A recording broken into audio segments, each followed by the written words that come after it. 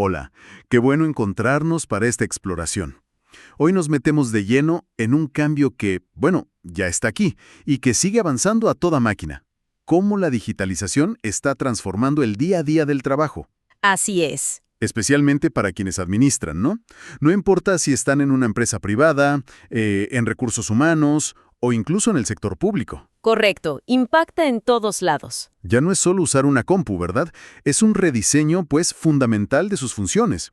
Así que hoy vamos a ver de cerca, muy de cerca, cuáles son esas tareas concretas, la chamba diaria, que ahora dependen o se potencian con las TIC, las famosas tecnologías de la información y comunicación. Exacto. Y para tener una visión clara, fíjate que hemos revisado distintas perspectivas.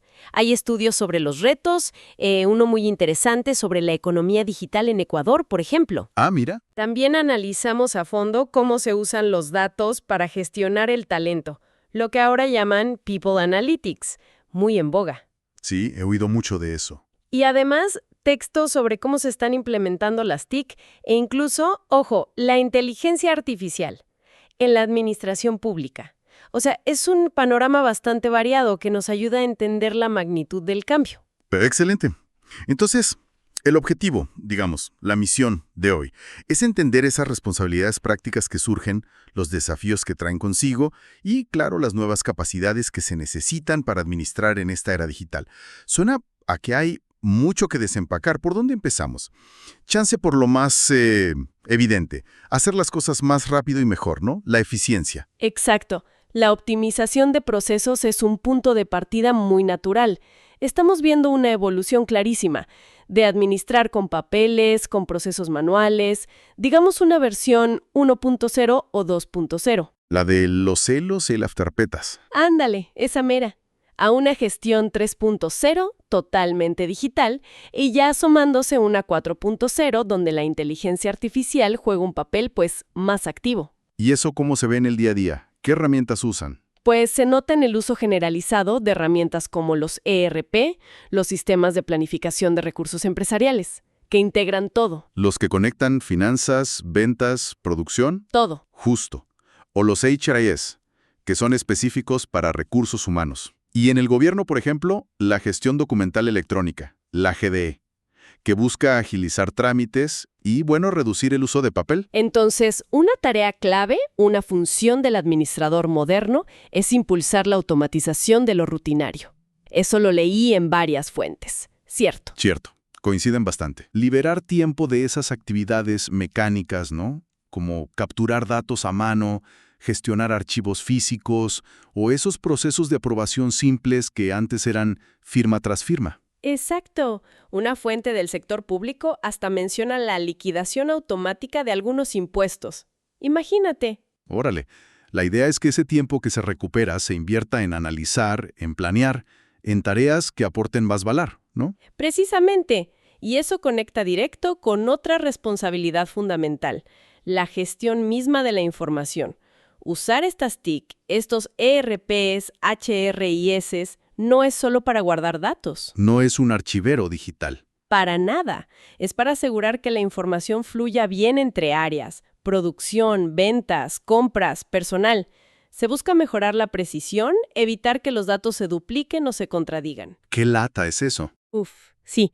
Y sobre todo, agilizar la creación de informes. Reportes que son vitales para entender qué está pasando realmente en la organización. Claro.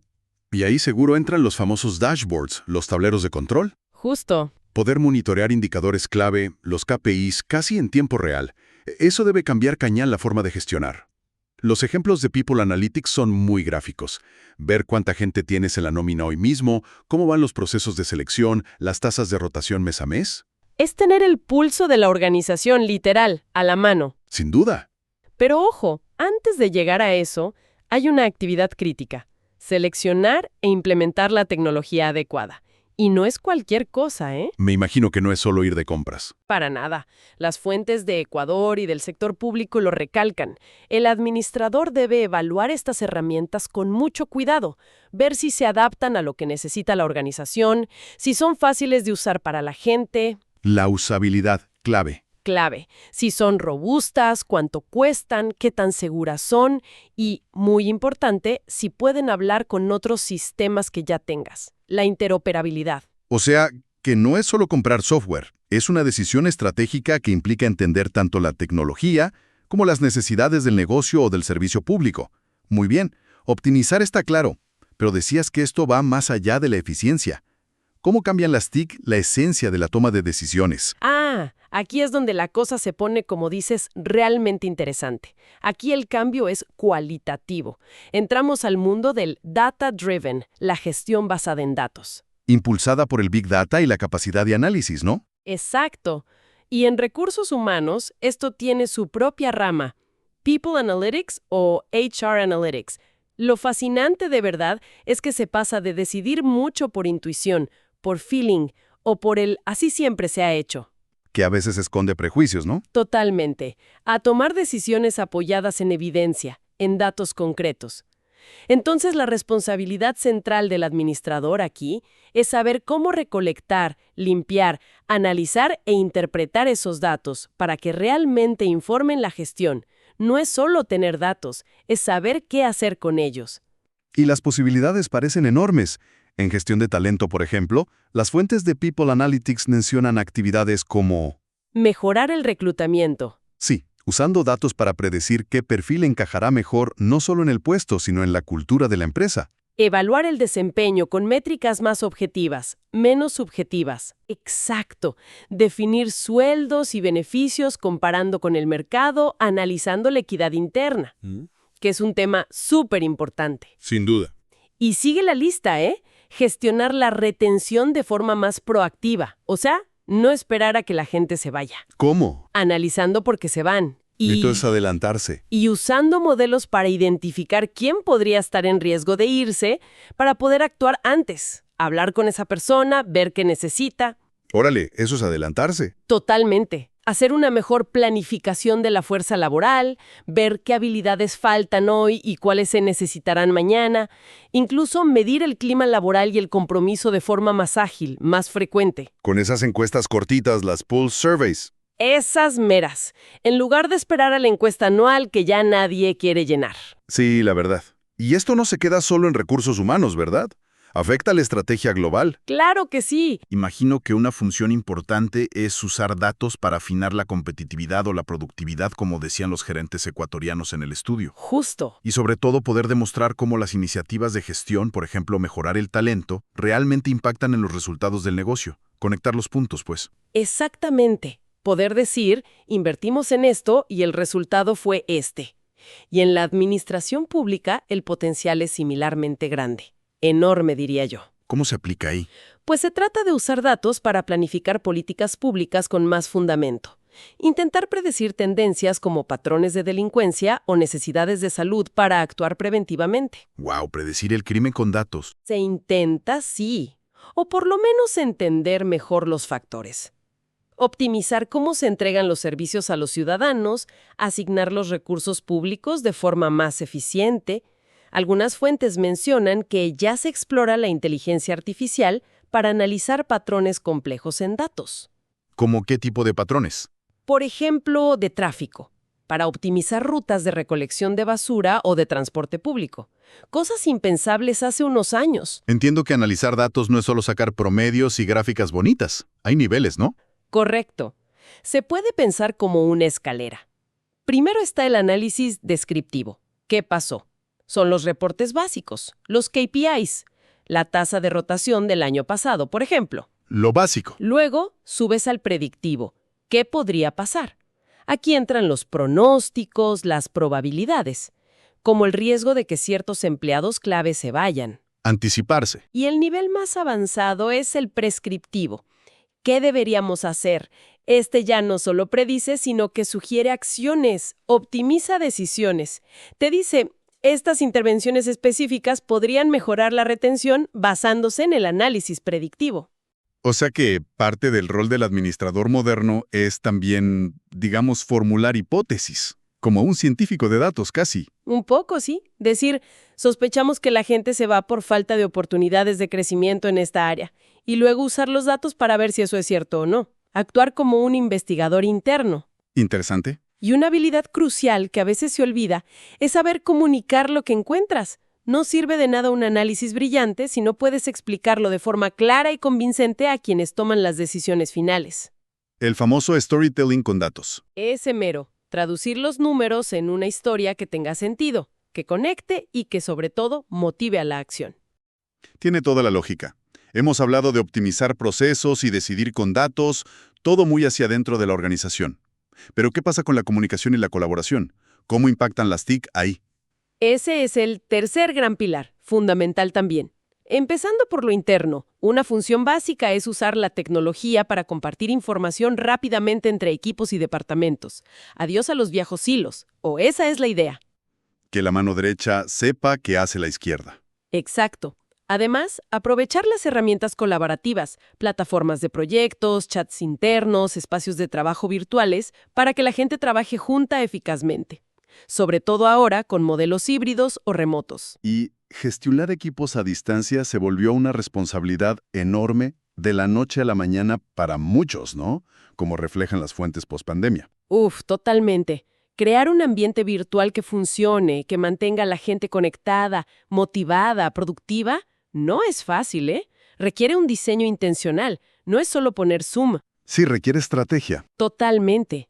Y hay enfoques más avanzados como el análisis de redes organizacionales, el ONA. ¿El qué, perdón? ONA, Organizational Network Analysis. Usa datos de interacciones digitales como correos o chats, anonimizados, claro, para mapear cómo fluye realmente la información y la influencia dentro de la empresa, más allá del organigrama formal. Órale. ¿Y eso para qué sirve? Pues puede ayudar a identificar líderes informales clave, esos que mueven cosas aunque no tengan el puesto. O detectar puntos de bloqueo en la comunicación, o incluso acelerar cambios al entender quién influye en quién. Suena potente. ¿Y hacia afuera con el entorno? ¿Proveedores, clientes, ciudadanos? También hay cambios significativos. Para las empresas es vital usar medios electrónicos para comunicarse eficientemente con proveedores y clientes. Optimizar toda la cadena de valor, desde que pides la materia prima hasta que entregas el producto. Y para el sector público, la responsabilidad es enorme, me imagino. Enorme. Desarrollar y gestionar canales digitales para interactuar con la ciudadanía. Hablamos del famoso gobierno electrónico o gobierno digital. ¿Facilitar trámites online? Exacto. Enviar notificaciones electrónicas, dar acceso fácil a información pública. Todo esto no solo busca eficiencia, sino también fomentar la transparencia y potencialmente la participación ciudadana. Que la gente pueda opinar, proponer. Y en ese ámbito público mencionaste algo importante sobre la accesibilidad, la brecha digital. Sí, es una responsabilidad crítica, no podemos olvidarla. La administración pública debe asegurarse de que la digitalización no deje a nadie atrás. Aguas con eso. ¿Y cómo se logra? Pues trabajando activamente para cerrar la brecha digital, ya sea por falta de acceso a dispositivos, a conexión a Internet, a habilidades digitales o por alguna discapacidad. Hay que diseñar los servicios digitales pensando en todos y a veces implementar programas específicos para apoyar a quienes tienen más dificultades. Es una cuestión de equidad básica. Tiene sentido. Todo esto que describimos, la verdad, implica una transformación no solo de las herramientas, sino de las personas que administran, que nuevas responsabilidades o habilidades recaen directamente sobre ellas. Pues mira, la más evidente y quizás la más demandante es la necesidad de un aprendizaje constante. Una función ineludible hoy es mantenerse al día. Aprender a usar nuevas herramientas, entender nuevos enfoques como el análisis de datos. No hay de otra. El famoso reskilling y upskilling. Justo. Desarrollar una buena alfabetización digital y competencias específicas ya no es un plus, es la base. Ya no es opcional. ¿Y qué tipo de competencias son las más críticas ahora mismo, según lo que has visto en las fuentes? Se mencionan varias de forma recurrente. El pensamiento analítico para poder interpretar los datos, no solo leerlos. Un buen entendimiento del negocio o del sector público en el que se trabaja. Lo que llaman business acumen. Saber de qué va la cosa. Exacto. El dominio práctico de herramientas digitales clave. ERPs, HRIS, plataformas de análisis, etc. Habilidades de consultoría interna para poder proponer mejoras basadas en evidencia. Y, por supuesto, una comunicación muy efectiva. Tanto para explicar datos como para gestionar equipos, ¿no? Correcto. Además, es fundamental estar al tanto de las tendencias tecnológicas y los cambios en la regulación. Leyes de teletrabajo, protección de datos, modernización administrativa. Hay que navegar un entorno que cambia, híjole, rapidísimo. Y esto lleva el rol del administrador a un plano más estratégico, ¿no? Menos operativo, más de pensar a futuro. Definitivamente. La responsabilidad última es asegurar que toda esta tecnología se use para alcanzar los objetivos de la organización. No se trata de digitalizar por digitalizar, que a veces pasa. Sí, poner tecnología por moda. Exacto. Sino de que cada herramienta, cada proceso nuevo, realmente contribuya a la misión. Sea mejorar la rentabilidad o dar un mejor servicio público. Esto a menudo implica liderar o participar activamente en proyectos de transformación digital. Que no son fáciles. Nada fáciles. Y, algo muy importante, gestionar el cambio cultural que viene con ellos. La resistencia a nuevas formas de trabajar es real, es humana, y hay que saber manejarla con empatía y estrategia. Y para el sector público había un matiz importante que mencionaste antes. Sí, crucial.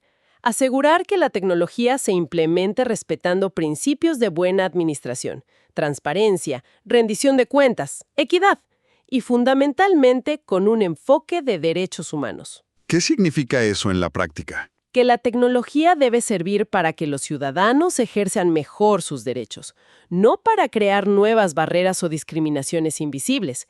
Es usar la tecnología como herramienta para efectivizar derechos. Entendido. Ahora, con tanta tecnología y tantos datos circulando por todos lados, imagino que surgen también nuevos riesgos. Brevemente, porque sé que es un tema enorme, ¿qué precauciones deben tomar quienes administran? Es una parte inevitable del nuevo panorama, y gestionarlo es otra de sus funciones clave, sin duda. Primero, los riesgos de seguridad de la información. Protegerla contra ataques cibernéticos y, muy importante, garantizar la privacidad de los datos personales. Cumplir con las leyes de protección de datos, ¿no? Exacto. Cumplir con normativas como GDPR o las leyes locales que existan. Segundo, el uso ético de la tecnología, especialmente de la inteligencia artificial y los algoritmos. Hay que estar muy atentos. ¿Atentos a qué, por ejemplo?